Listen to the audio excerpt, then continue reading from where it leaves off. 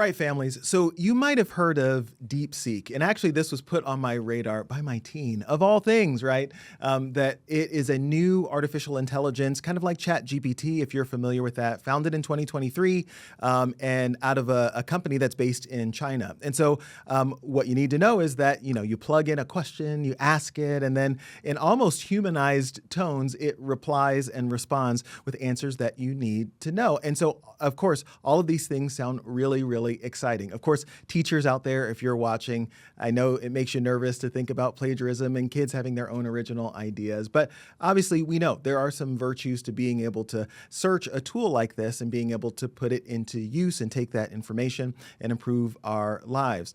But there are some really important things that we need to know about this type of technology. One, it is new, right? So anything new, we know it just hasn't been vetted. And so even when people come to my office and ask for tips on how do you coach kids, or how do we talk about, or what are the things that are helpful for them, time-tested things often are our better and first intervention. So as a parent, I'm going to tell you, my default is often, especially when it comes to my kids, jumping on new technology. Let me learn about it first, especially if there are safety features that I need to know about that help my kids navigate it properly. Now, you won't be surprised to learn that there aren't really parent monitoring tools as of the recording of this video for this that come with DeepSeek. It really is just kind of put out on the platform for individuals to use. And so whether you're 5 or whether you're 15 or whether you're 55, you're all going to get the same product at the end of the day. And so that, as a parent, should make you want to be vigilant around what it is that your kids could be searching and the types of results they could be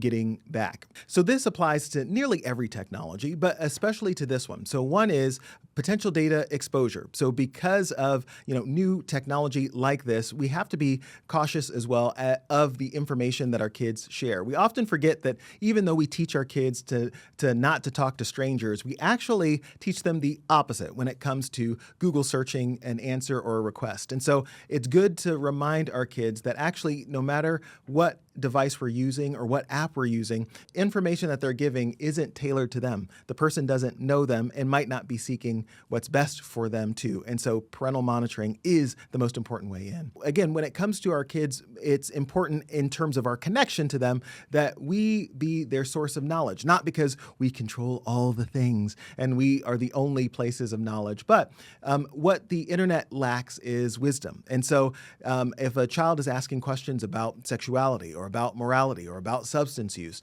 it's not going to judge, here is the appropriate context for you, 7.5-year-old, young budding mechanical engineer. It's just going to give, the answer that the algorithm comes out with. And that might not be something that aligns with your values or the things that you want your child diving into. All right, so what are the take-home messages for parents? What do I want you to be able to do and know about DeepSeek? Number one, be sure that you're educating your kids. And again, you're going to look so cool because they're going to say, how did you know about DeepSeek? It just came out last week. I also want you to be aware of the need for parental controls on the devices, especially that might have access to a tool such as that. And that number three, being sure that you're having regular discussions about the appropriateness of information that you might encounter, and how you test that information is talking to trusted people who love you and care about you and want to see your best.